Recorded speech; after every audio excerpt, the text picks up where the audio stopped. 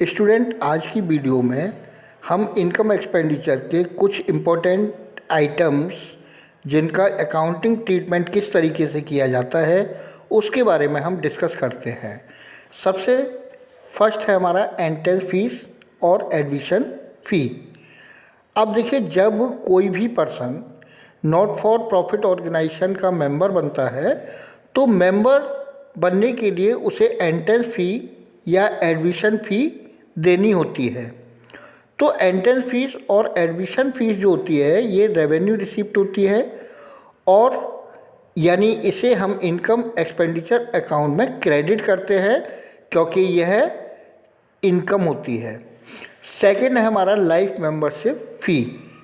अब देखिएगा, कुछ पर्सन ऐसे होते हैं जो नॉट फॉर प्रॉफिट ऑर्गेनाइजेशन की मेंबरशिप जो लेते हैं वो होल लाइफ के लिए लेते हैं और ऐसे मेंबर अपनी मेंबरशिप फ़ी केवल एक बार पे करते हैं और अपनी होल लाइफ उसकी सर्विस को लेते हैं।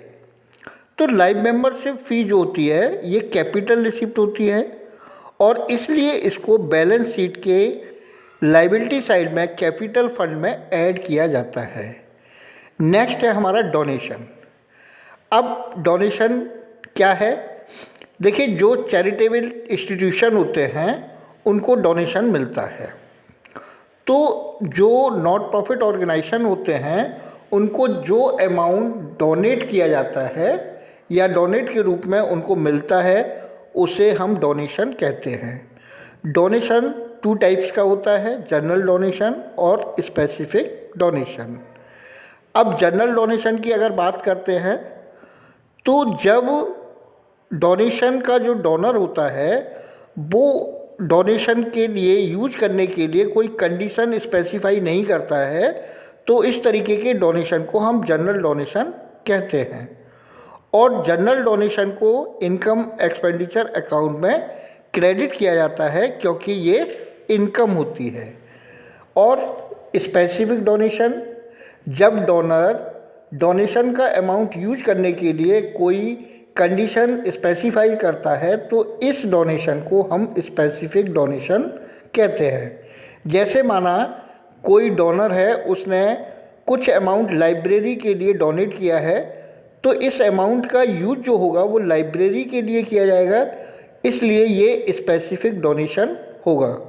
और जो स्पेसिफिक डोनेशन होता है यानी ये कैपिटलाइज नेचर का होता है, इसे बैलेंस शीट की लायबिलिटी साइड में शो किया जाता है। नेक्स्ट है हमारा लीगेसी। अब देखिएगा, यहाँ पर लीगेसी वो अमाउंट होता है जो नॉट फॉर प्रॉफिट ऑर्गेनाइजेशन को डोनेशन के रूप में मिलता है। यानी जब किसी पर्सन की डेथ होती है तो उसकी जो वसीयत होती है यानी उस वसीयत का जो अमाउंट वो नॉट फॉर प्रॉफिट ऑर्गेनाइजेशन के लिए डोनेट करता है उसे लीगेसी कहते हैं। अब जो डोनर होता है वो इस अमाउंट को यूज करने के लिए कुछ कंडीशन स्पेसिफाई कर सकता है और नहीं भी कर सकता है। अगर मान लीजिएगा डोनर ने कोई भी कंडीशन स्पेसिफाइड नहीं की है तो इस तरीके की जो अमाउंट होता है उसे हम जनरल डोनेशन की तरह ट्रीट करते हैं और इसे हम इनकम एक्सपेंडिचर अकाउंट में क्रेडिट करते हैं। लेकिन अगर डोनर ने उस अमाउंट को यूज करने के लिए कोई कंडीशन स्पेसिफाइड की है तो ये स्पेसिफिक डोनेशन होता है और इसे हम बैलेंस शीट में लायबिलिटी साइड में शो करते हैं। नेक्स्ट है हमारा ग्रांट। अब देखिए, कभी कभी जो गवर्नमेंट है, government not for profit organisation को कुछ ग्रांट प्रोवाइड कराती है। अब जो ग्रांट होती है वो किसी एसेट्स को परचेज करने के लिए भी हो सकती है या कुछ एक्सपेंसेस पे करने के लिए भी हो सकती है। ग्रांट जो होती है वो कैपिटल रिसिप्ट होती है और इसे बैलेंस शीट में शो किया जाता है। नेक्स्ट है हमारा sale of use sports material. अब नॉट फॉर प्रॉफिट जो ऑर्गेनाइजेशन होते हैं उनके पास कुछ पुराने स्पोर्ट्स मटेरियल होते हैं जिन्हें वो सेल करते हैं। तो ओल्ड स्पोर्ट्स जो मटेरियल होते हैं उनको सेल करते समय दो बातें सामने आती हैं। एक तो ये कि उनको सेल करने पर प्रॉफिट होता है और दूसरा सेल करने पर लॉस होता है। अगर मान लीजिएगा ओल्ड स्पोर्ट्स मटेरियल को सोल्ड किया गया है और प्रॉफिट हुआ है तो उस प्रॉफिट को हम इनकम एंड एक्सपेंडिचर अकाउंट में क्रेडिट करते हैं, और अगर लॉस हुआ है तो उसे इनकम एंड एक्सपेंडिचर अकाउंट में डेबिट करते हैं। नेक्स्ट है हमारा सेल ऑफ ओल्ड एसेट्स। अब देखिएगा यहाँ पर नॉट फॉर प्रॉफिट जो ऑर्गेनाइजेशन होते हैं यानी वो कभी कभी अपनी एसेट को सोल्ड करते हैं। अब जब एसेट को सोल्ड किया जाता है तो वहाँ पर ठीक है दो कंडीशन अराइज होती हैं, एक प्रॉफिट और एक लॉस।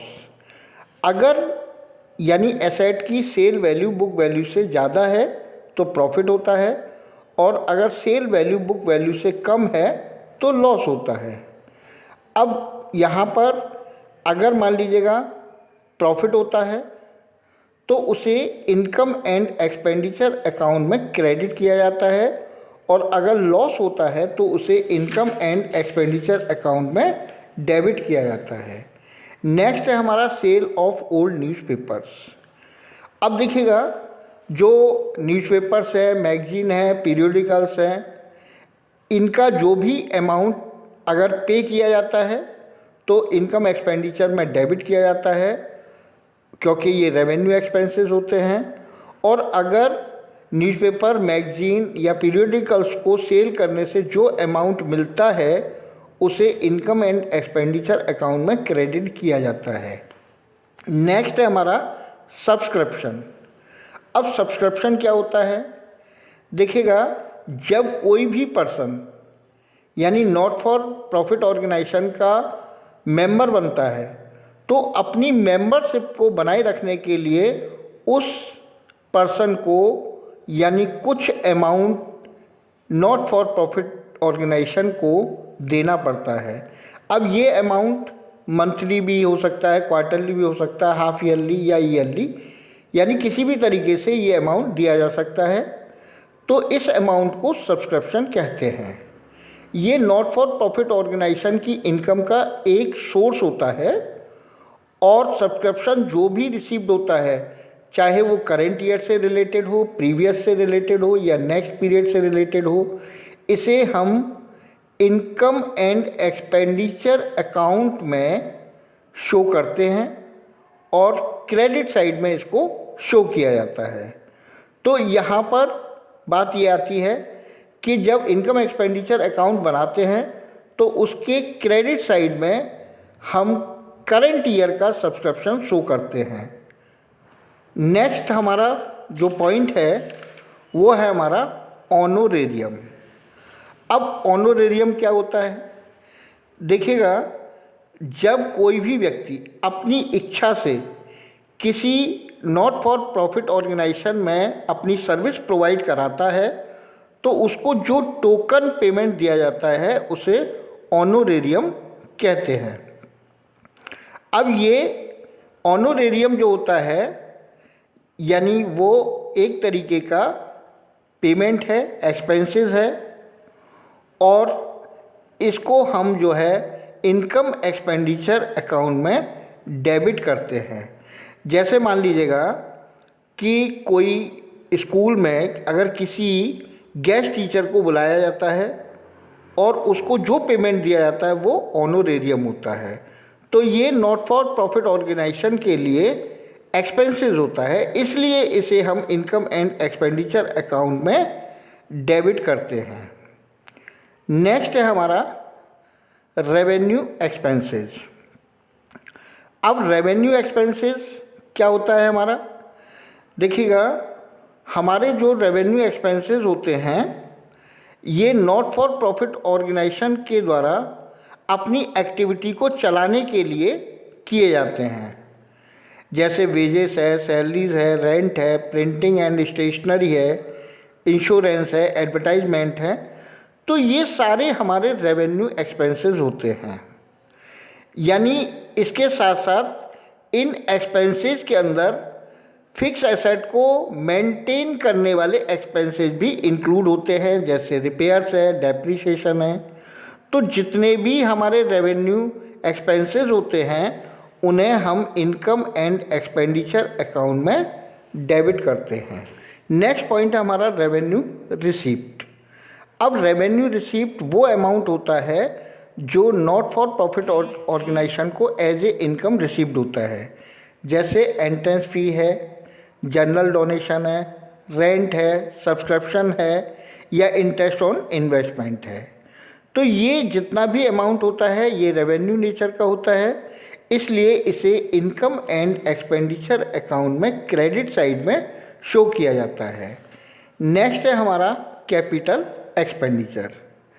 अब देखिए कुछ एक्सपेंडिचर ऐसे होते हैं जिनका जो बेनिफिट है वो हमको एक लॉन्ग पीरियड तक मिलता है, यानी जिन एक्सपेंसेस को हम अकाउंटिंग पीरियड में कंज्यूम नहीं करते हैं, जिनका बेनिफिट हमें आगे तक मिलता है, वो हमारे कैपिटल एक्सपेंडिचर होते हैं। जैसे परचेज ऑफ बुक्स है, फर्नीचर है, परचेज ऑफ इन्वेस्टमेंट है, परचेज ऑफ बिल्डिंग है।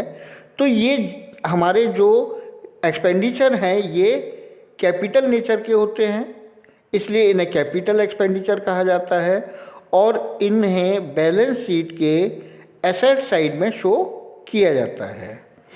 नेक्स्ट है हमारा कैपिटल रिसीप्ट। अब देखिए नॉट फॉर प्रॉफिट ऑर्गेनाइजेशन को कुछ रिसीप्ट ऐसी भी मिलती हैं जो कैपिटल रिसीप्ट होती हैं, यानी ये रिसीप्ट स्पेसिफिक पर्पज़ के लिए मिलती हैं, जैसे कोई स्पेसिफिक डोनेशन है या आपका स्पेसिफिक लेगेसी डोनेशन है, लाइफ मेंबरशिप फ़ी है।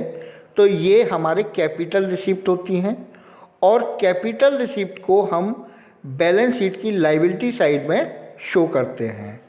नेक्स्ट है हमारा कॉस्ट ऑफ गुड्स कंज्यूम्ड। अब देखिए नॉट प्रॉफिट जो ऑर्गेनाइजेशन होते हैं कुछ कंज्यूमेबल आइटम्स को कंज्यूम करते हैं, जैसे मान लीजिएगा ऑफिस है, ऑफिस में स्टेशनरी कंज्यूम की जाती है, हॉस्पिटल में मेडिसिन कंज्यूम की जाती है या स्पोर्ट्स क्लब में स्पोर्ट्स मटेरियल यूज किए जाते हैं। तो ये हमारे क्या हैं, कंज्यूमेबल आइटम्स हैं। अब जो कंज्यूमेबल आइटम्स होते हैं इसके लिए हम क्या करते हैं कि जो हमारा ओपनिंग स्टॉक होता है, ओपनिंग स्टॉक को हम ऐड करते हैं और क्लोजिंग स्टॉक को हम लेस करते हैं और जितना हमने गुड्स कंज्यूम किया है उसे हम इनकम एंड एक्सपेंडिचर अकाउंट के डेबिट साइड में शो करते हैं और ओपनिंग स्टॉक को हम ओपनिंग बैलेंस शीट में शो करते हैं और क्लोजिंग स्टॉक को हम क्लोजिंग बैलेंस शीट में शो करते हैं।